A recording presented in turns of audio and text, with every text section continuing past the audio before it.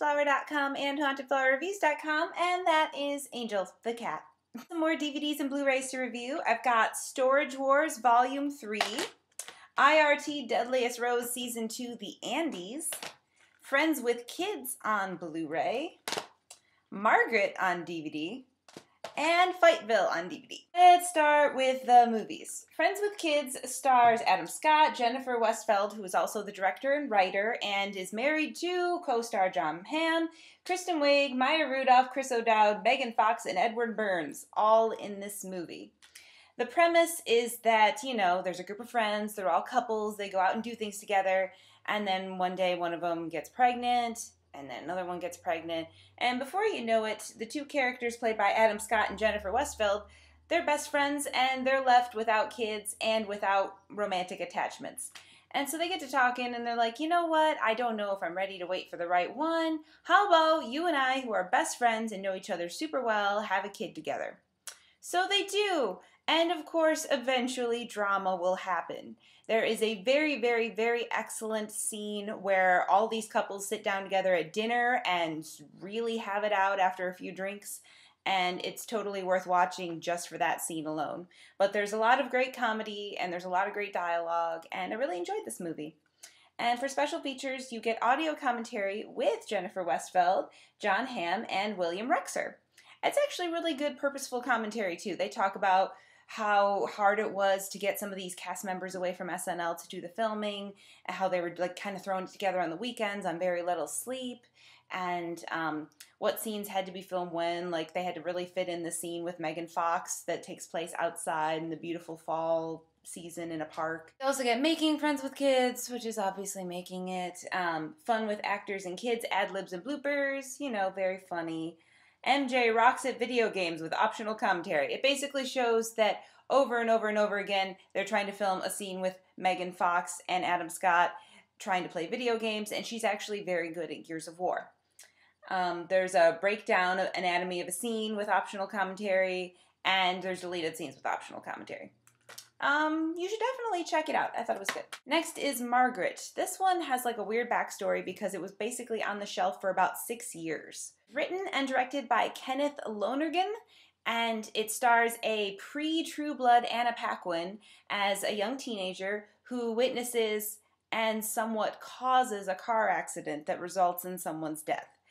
And she is trying to get through it and get over it the rest of the movie. She tells a little fib, then she wants to recant it, then her whole life kind of becomes about this thing because teenagers are really melodramatic, and it's so sad. This movie really captured like the teenage condition of everything is about you, your emotions are really heightened because you have all these hormones going through your body, you think everything is super dramatic, everything is the end of the world, and it's just kind of nutty. Mother's played by J. Smith Cameron, who is, her mother is an actress on stage, so she's also very dramatic. The mother-daughter relationship is really tough because she's trying to raise the girl on her own. Other characters include Mark Ruffalo as the bus driver who was involved in the accident. You also have Gene Reno as a man who is trying to court Anna Paquin's mother. Matt Damon and Matthew Broderick play teachers at her school, and Kieran Culkin plays her drug addict friend, I guess. This is a really long movie. Know that before getting into it. It is like 2.5 hours long, way longer than I would have expected. But it kind of unfolds like its own kind of opera, and every step is worth it. You will not be able to believe some of the stuff that happens, some of the stuff that comes out of her mouth, some of the stances she takes, but it's a really in-depth thing. Her character isn't even called Margaret. I guess Margaret is the subject of a poem that's read during the movie that I vaguely remember, but this movie is very much about this high school girl trying to figure herself out after witnessing a tragedy. Might as well go into IRT Deadliest Road Season 2 The Andes. I didn't have to watch very much of this to get the gist. Basically, there are these really steep mountains, and these roads are carved into the mountains, and they barely feel like they have enough room for their truck to get by. Heaven forbid a car comes from the other direction. That's really fun. Going uphill, really fun. Basically all the challenges of being on some really dangerous roads that look like you should not pass them, and somehow you do. This has 4 discs, 9.5 hours total, plus extras. It has a lot of the same characters from Ice Roads, so they're just trying to figure out a different type of roads. There's also a few new characters too. They're like, I'm a newbie, I could totally drive up this mountain faster than you. And they're kind of silly. Lisa kind of has a panic attack. David has attitude problems, as always. Just, you know, it's the same sort of thing. It can be kind of fun. More fun than that, though, is Storage Wars Volume 3. Got all the same cast of characters here again, you know. The collector who always buys really crappy lockers and somehow one thing in them might be worthwhile.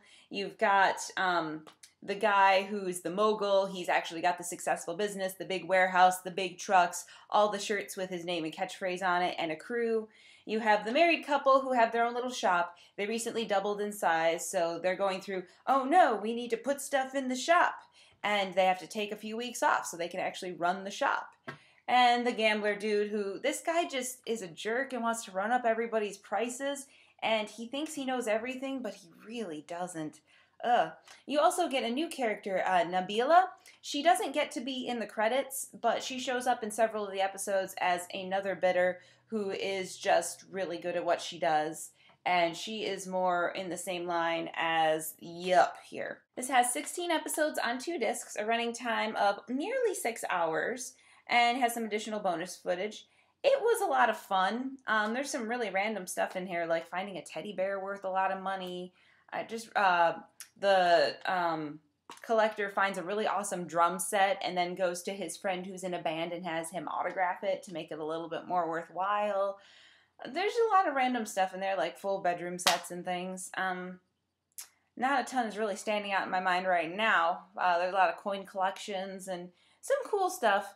You gotta wonder sometimes if some of the stuff is planted, and you always have to wonder when people are setting their own values, like, that's a $300 bill, which doesn't exist, how they know that that is actually worth $300 when they take into account condition, and if you have a buyer for it. None of this stuff is worthwhile unless you have a buyer for it. But I digress. It's still really fun to watch. And finally, Fightville, We Build Better Men. This is written, produced, and directed by Peter Epperlein.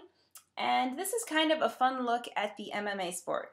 You take these guys, you do some backstories on some of them and figure out how did they get into this line of work. I mean, some of them, they just got in a lot of fights growing up at school. And, you know, they just have an aggressive nature and a temper, and it made sense to maybe get paid for it. They work really hard developing themselves. You see a lot of them working out and kind of, you know, messing around with each other, trying to get stuff done. What really boggles my mind is whenever they need to drop weight and they get all up in their sweatpants and hoodies and just sweat it out. I can't even believe, like, this one dude drops like 20 pounds in a week. How is that possible? It's so crazy. So yeah, there's a few different stories. There's like one of a guy who has lost his confidence and they kind of have to take him out of some fights for a little while. And there's another one who's actually really doing well and progresses well and wins a belt and some cool stuff. There's also deleted and extended scenes and a behind the scenes and a trailer. I think it's totally worth checking out if you're a fan of like wrestling or MMA or any of that stuff. So out of this group, I think that the biggest win would probably be the Friends with Kids, with the runner-up being Storage Wars for me personally. Thank you for listening to my review, and I hope you'll join me next time. Bye! If you like this review, go to my site at hauntedflowerreviews.com. I also have a podcast on iTunes. Please leave me ratings and comments. Also, we have a store, hauntedflower.com, where you can find the best online apparel and accessories from movies, TV shows, anime, and more. You can find us on Facebook at facebook.com/hauntedflower, and that's where we have all of our contests too, so you can win free stuff. Go to indiemojo.com if you live in Indianapolis, and you can find out how to go to free movies.